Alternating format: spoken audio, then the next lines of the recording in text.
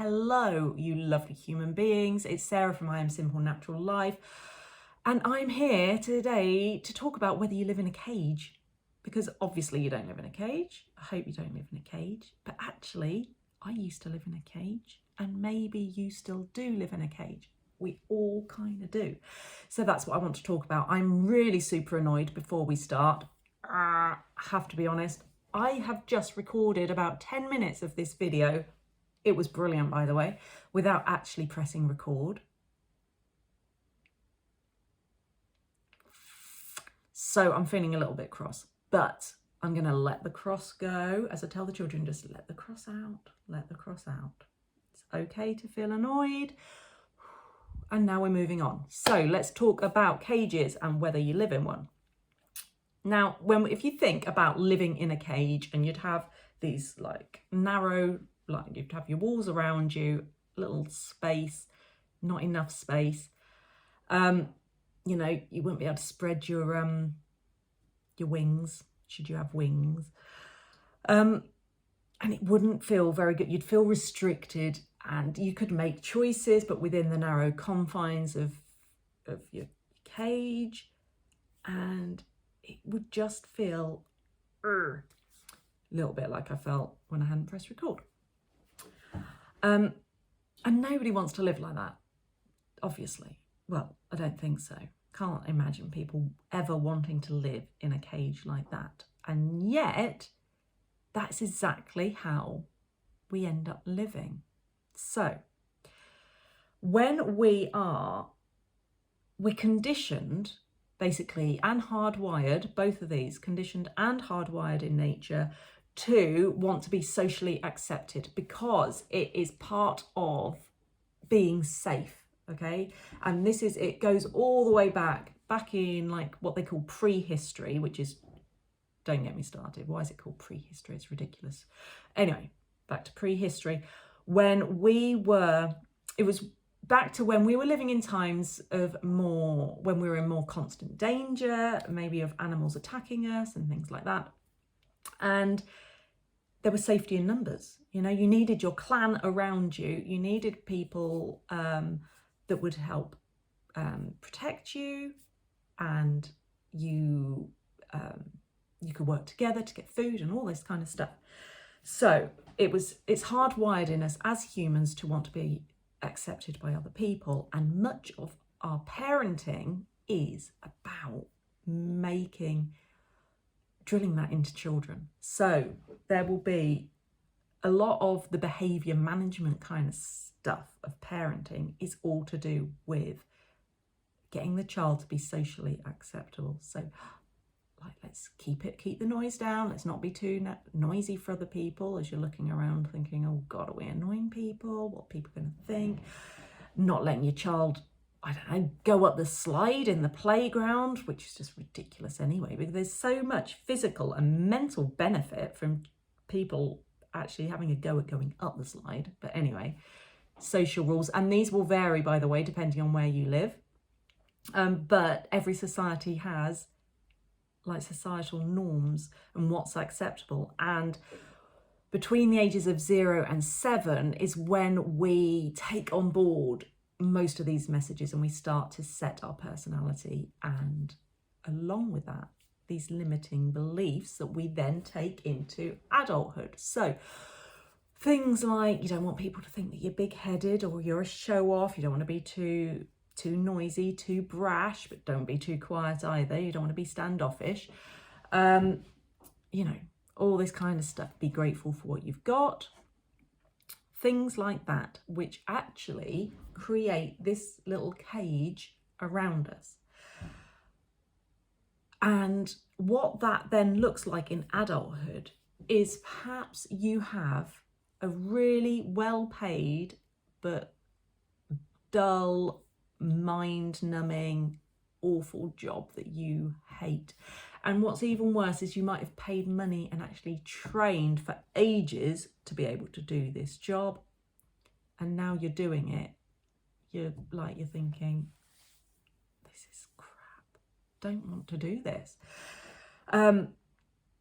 you know, and maybe you feel sick every Sunday thinking, oh God, I've got to go to work tomorrow. And every Friday you've got this giddy feeling because it's like, thank God for that, it's the weekend.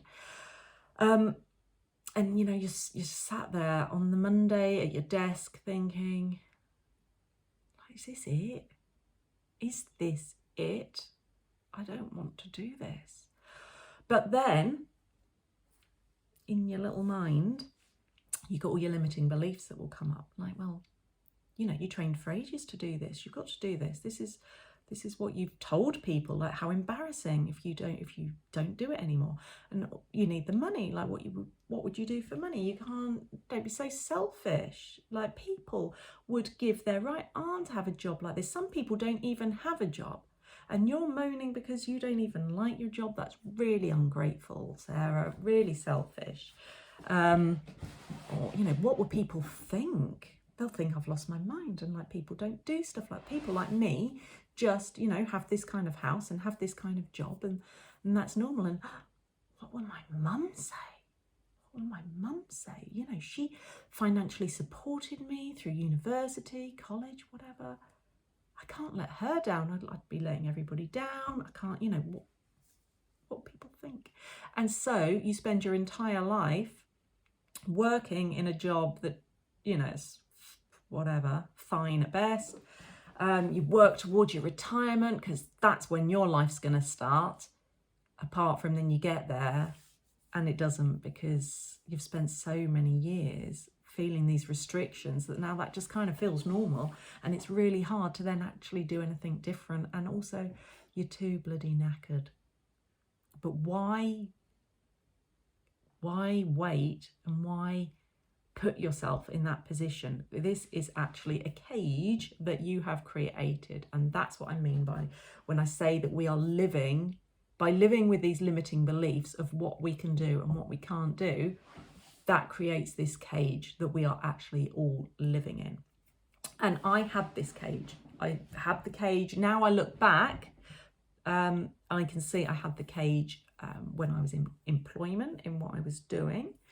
And I had the cage very much in motherhood, or in my early motherhood, very much so. And my cage, so my work one, you know, I really enjoyed what I did, really enjoyed it. I didn't get paid as much as I should get paid, but obviously you didn't want to rock the boat. And I think as a woman, maybe particularly more, you feel like, oh, people think I'm greedy if I start trying to demand a pay rise, and like, oh God, and what if I actually had to leave? And, you know, and actually, you know, I should be really grateful for what I've got. I've got more than other people. And so you don't really, or you sort of ask for the pay rise, but like, you know, or you then you get yourself into a situation where you feel you have to justify it, so you have to work harder and harder and harder. And I was working crazy amount of hours. I was always there. I was always on. I had a BlackBerry back then, you know, flashing away. You remember that? How annoying. Couldn't get away from it. Like the little red light would flash there. I'm not going to look. Oh my God, I'm going to look. See what the message is. And so, you know, that was like, I gave up my life really for this job. And then I was made redundant.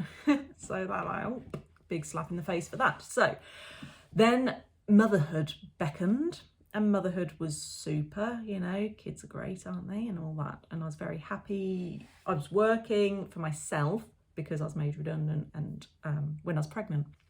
So set up on my own, and I really enjoyed that. But I then realised I had all these limiting beliefs about what a good mum is. And in my world, my limiting belief was you needed to be with your children all the time. A good mum was always there. And this was, by the way, I didn't judge other people that didn't do this, just judging myself here, okay? And that's, I think most people are like that. Nobody really cares that much about how other people are living their lives. It's the guilt we put upon ourselves for how we live our own life. So I had lots of friends who were working part-time. I had a friend who was working full-time, and managing childcare and all that kind of stuff. And I'm really supportive of every mum and their choice.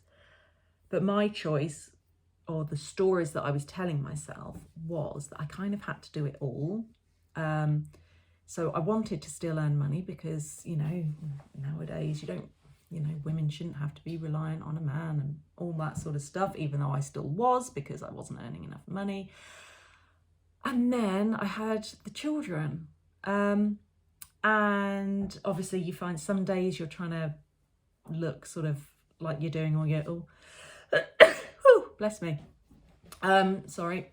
You're doing Pinterest worthy activities and taking photos for Insta, and look how lovely my children are, and look at us enjoying making this homemade Play-Doh that we're now playing with, and my child's mashing it into the wall, and it's isn't childhood great?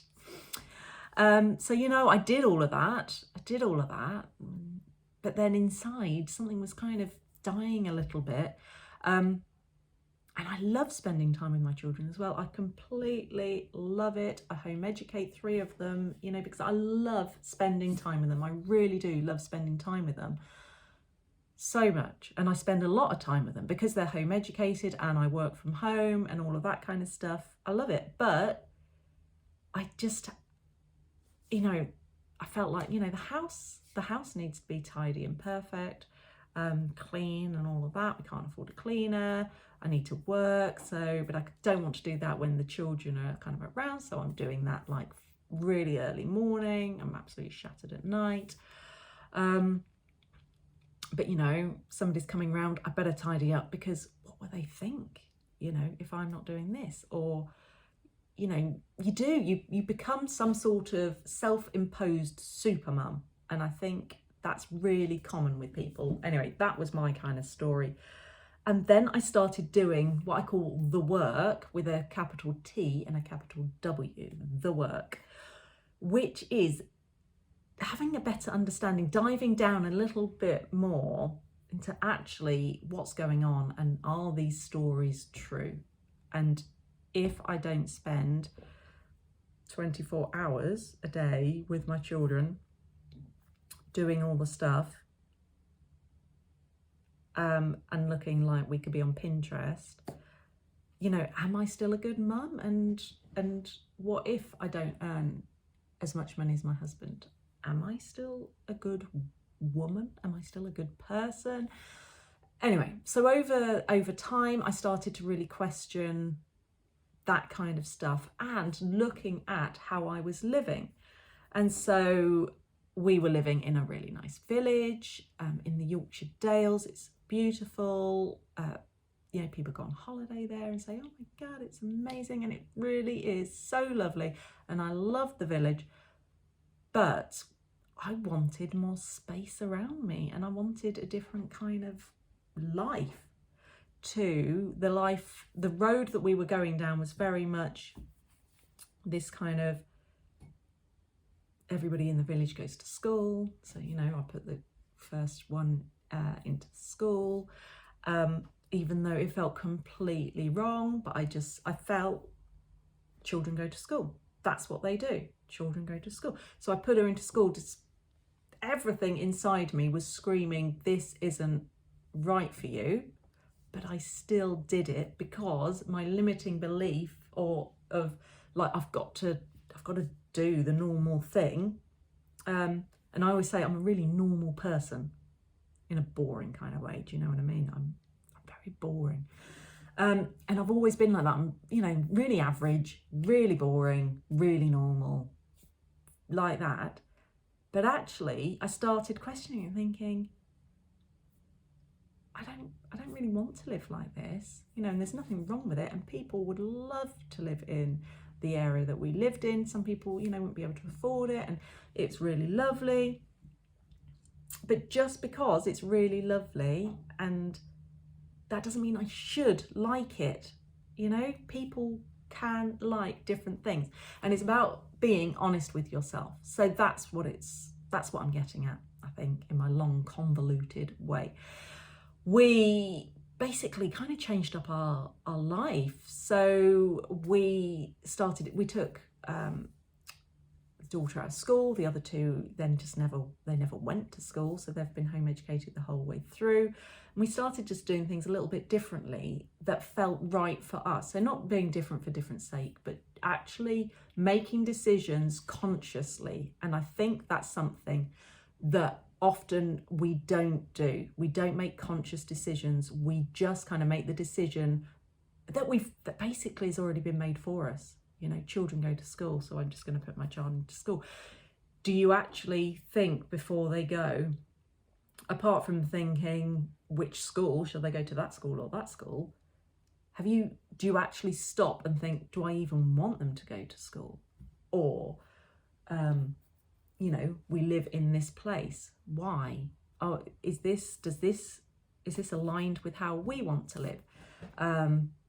So what ended up happening was I carried on doing my work. My husband actually gave up his 9-to-5 kind of job. He had a very good job in the city centre, and it wasn't lighting him up. It was making him really miserable. And we just started thinking, actually, why are you doing this? And so he is self-employed as well. So we took on a financial risk, but that felt more aligned with how we wanted to live. And in doing that, and with the children being home educated and being self-employed, it then meant that we could start to travel more. And like we went to New Zealand for 3 months because we can carry on working from wherever we are. So that was like amazing. We got stuck kind of in lockdown, and that I really started this. I always knew I didn't want to be living where I was living. I wanted more space. I always knew that, but I didn't really do anything about it. Well, I didn't do anything about it. And then lockdown happened, and it was really came to the forefront of my mind. I was so grateful for the outside space that I did have when we weren't allowed out and about. But it wasn't enough, and I knew I wanted more. And so we ended up moving area entirely to the other side of the country. We now have so much open space around us, and it feels great. But you know, and in doing that, we took another risk. We sold our house. We're currently in rented. We didn't have a house to move to as such. You know, we've left all our home ed groups behind. We're having to start again, meeting new people, all of that kind of stuff. Our jobs, that's all kind of changed a bit through the COVID times as well. I lost my business at the beginning of COVID, and I've started again. So we've had all this stuff going on. It's not that they are easy decisions to make, but they feel right, and they are conscious decisions. And that's what I want you to think about, is to look at your life and just be aware of the cage that you're in, and look at which bits of the cage, well, just being more conscious of the cage, and then which bit of the cage could you start to change? Which bits don't feel right? Which bits could you just feel brave enough to do a little bit of something about? So that's it for today. I hope that was useful. Do like and subscribe to the channel. Well, like the video, subscribe to the channel. Look me up on Instagram and Facebook as well. I'm posting stuff there all the time. There's also on the Facebook group, there's a really useful video in the guide section where I talk about Ho'oponopono, which is a great way to release some of your old memories and things that are limiting you now that you don't even realize. So look out for that on the Facebook group, because I think that would be really useful if you want to start taking this seriously and actually start to live a life that feels in alignment with your values and how you actually want to live. So you're not just, wait, you know, I will do that when, you know, not now, but then. Actually look at it and what could you do to actually bring it sooner and bring it now? Because waiting for tomorrow, tomorrow never comes. Anyway, that's me. I'll get down from my soapbox and enjoy the rest of your day. I'll see you soon.